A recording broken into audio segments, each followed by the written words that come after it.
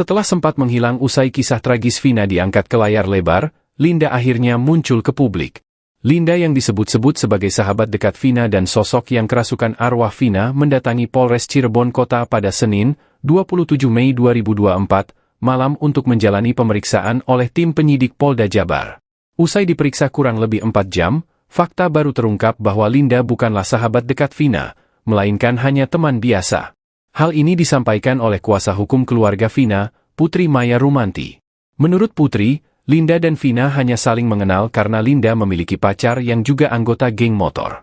Kehadiran Linda ke publik ini sekaligus memberikan klarifikasi mengenai hubungannya dengan Vina, yang selama ini dianggap sebagai sahabat dekat. Fakta ini diharapkan dapat memberikan pemahaman yang lebih jelas terkait hubungan antara kedua remaja tersebut di tengah kisah tragis yang melibatkan mereka. Kisah Vina dan Eki yang menjadi perhatian publik hingga diangkat ke layar lebar telah mengungkap berbagai aspek kehidupan mereka, termasuk hubungan dengan teman-teman terdekat. Dengan munculnya Linda, diharapkan dapat memberikan titik terang dalam memahami latar belakang peristiwa yang terjadi. Sementara, Linda mengungkapkan bahwa dirinya sudah tidak berkomunikasi dengan Vina selama lebih dari 6 bulan sebelum kejadian tersebut. Linda juga menyoroti beberapa ketidaksesuaian dalam film yang diangkat dari kisah nyata ini. Menurutnya, penggambaran dalam film tidak sepenuhnya akurat karena para pembuat film kehilangan narasumber utama, yakni dirinya. Linda mengaku tidak pernah diberitahu tentang proses pembuatan film tersebut. Meskipun ada ketidaksesuaian, Linda tidak keberatan dengan adegan kerasukan yang digambarkan dalam film. Bahkan, ia berharap adegan tersebut bisa menjadi petunjuk dalam mengungkap kebenaran.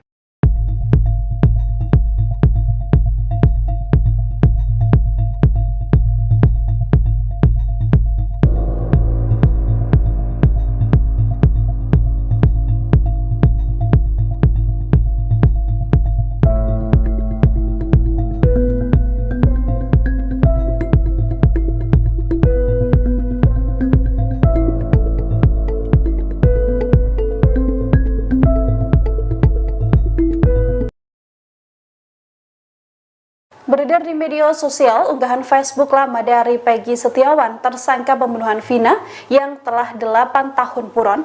Peggy alias Peron mengunggah unggahan jelang beberapa hari sebelum insiden tewasnya Vina dan juga Eki. Dari capture gambar yang kini viral di media sosial, terlihat Peggy alias Peron mengisyaratkan berangkat ke Bandung untuk bekerja pada 12 Agustus 2016. Pada 11 Agustus, Peggy menuliskan bahwa ia dimarahi sang ibu karena tak kunjung berangkat bekerja ke Bandung. Sehari setelahnya pada 12 Agustus, Peggy kembali update status di Facebook dan menuliskan dirinya sedang berangkat ke Bandung, Jawa Barat. Kemudian pada 17 Agustus, Peggy menulis status dan menuliskan tengah mengais rezeki di kota orang. Hingga 24 Agustus, Peggy terlihat masih terus membuat status di Facebook pribadinya. Hanya saja setelah itu, Peggy terlihat tidak aktif menggunakan Facebook, termasuk pada 27 Agustus 2016 saat Vina dan Eki tewas dihabisi para pelaku. Peggy kemudian tergambar mengunggah kembali status pada 1 September 2016, yang mana kala itu Peggy menuliskan bahwa dirinya kena getah atas sebuah masalah. Ayah Peggy yakni Rudi juga mengakui bahwa sang anak ada di Bandung, Jawa Barat saat pembunuhan Vina. Rudi mengaku di malam pembunuhan Vina dan Eki, putranya Peggy sedang bersama dirinya. Dirinya saat itu mendapatkan borongan pada tanggal 13 Juli 2016 dan berangkat ke Bandung pada tanggal 17 Juli 2016. Sementara Peggy berangkat menyusul terpisah dari rombongan. Adik Peggy Setiawan dijadwalkan diperiksa polisi terkait penangkapan kakaknya pada Selasa 21 Mei. Adik Peggy yang diperiksa ini bernama Luciana, 20. Luciana informasinya akan menjalani pemeriksaan di Mapolres Cirebon Kota, Selasa, 28 Mei 2024, siang ini. Kuasa hukum Peggy, Sugianti Iriani katakan pemeriksaan dijadwalkan berlangsung sekitar pukul 11 waktu Indonesia Barat. Namun, hingga menjelang waktu yang telah ditentukan, belum ada tanda-tanda pemeriksaan akan dilangsungkan. Seperti diketahui, pemeriksaan terhadap Luciana berkaitan dengan kakaknya Peggy Setiawan yang telah ditetapkan sebagai tersangka dalam kasus Vina. Pemeriksaan terhadap Luciana ini diduga akan menguatkan alibi Peggy Setiawan.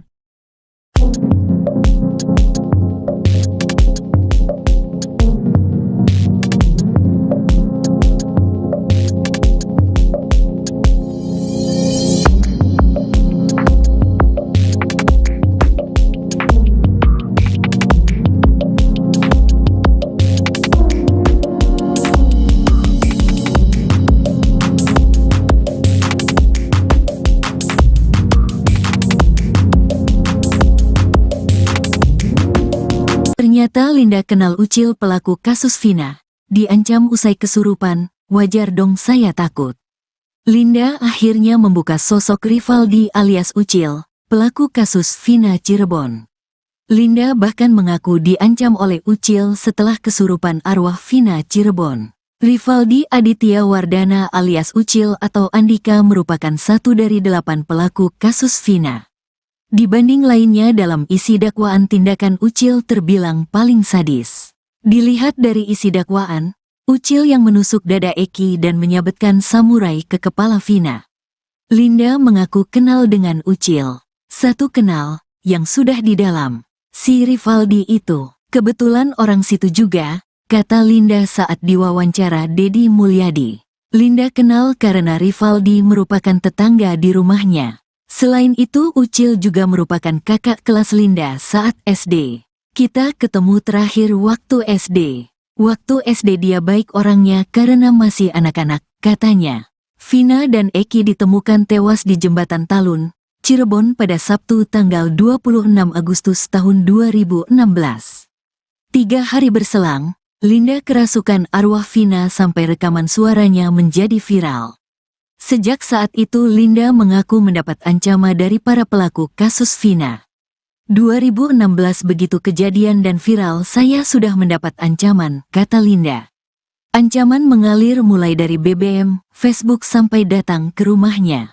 Dari situ sudah ada ancaman di Facebook, BBM dan ada yang datang ke rumah, katanya. Padahal saat itu polisi sudah menangkap 8 pelaku kasus Vina Cirebon. Menurut Linda para pelaku masih memegang handphone meski sudah di dalam penjara. Pelaku di dalam pegang HP, pelaku sudah DLP pegang HP, katanya. Linda mendapat ancaman dari Ucil melalui Facebook. Siapa yang buat kita masuk sini bakal tak bakar rumahnya. Di statusnya Rivaldi, katanya. Bahkan saat itu Ucil juga meminta untuk membungkam aib. Menyalahkan saksi aib. Dari 2016 itu saksi aib sudah dibawa. Chat sama temannya, kamu gak usah ngurusin orang dulu urusin aja tuh aib itu membuat berat di persidangan, kata Linda. Membaca ancaman dari Ucil, Linda merasa ketakutan. Wajar dong saya takut karena kan si Ucil ini kan tetangga. Tahu rumah saya di mana? Rumahnya hanya beda RW saja, kata Linda. Padahal kuasa hukum Ucil, Cindy Sembiring mengatakan bahwa kliennya dipaksakan masuk dalam perkara kasus Vina. Sebab menurut Cindy, Ucil sudah dipenjara sehari sebelum pelaku kasus Vina ditangkap. Rivaldi sudah ditangkap kasus lain di tanggal 30 Agustus tahun 2016 di Polsek Utara Barat. Kasusnya tindak penganiayaan atau perbuatan tidak menyenangkan, katanya. Ucil kemudian dibawa ke Polres Kota Cirebon pada malam harinya untuk digabung dengan pelaku lain. Munculnya nama Rivaldi itu pada saat pembuatan babnya Pak Rudiana yang menyatakan adanya 4 orang DPO, yaitu Andika, Andi, Dani, dan Pegi yang semuanya rumahnya ada di Banjarwangunan. Baru pada tanggal 31 Agustus sore, Rivaldi dipertemukan dengan para tersangka yang ditangkap dari SMP 11, katanya.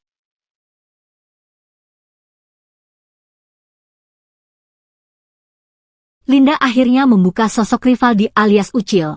Pelaku kasus Vina Cirebon, Linda bahkan mengaku diancam oleh Ucil setelah kesurupan arwah Vina Cirebon.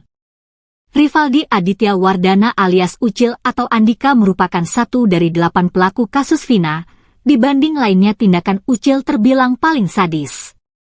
Terbaru, Linda mengaku kenal dengan Ucil. Ia kenal karena Ucil merupakan tetangganya dan kakak kelasnya saat masih SD. Saat Linda kerasukan arwah Vina sampai rekaman suaranya menjadi viral, ia mengaku mendapat ancaman dari para pelaku kasus Vina. Ancaman mengalir mulai dari BBM, Facebook sampai datang ke rumahnya. Padahal saat itu polisi sudah menangkap 8 pelaku kasus Vina. Menurut Linda para pelaku masih memegang handphone meski sudah di dalam penjara. Ucil bahkan sempat menuliskan ancaman pada Linda dan saksi AF di akun Facebook-nya.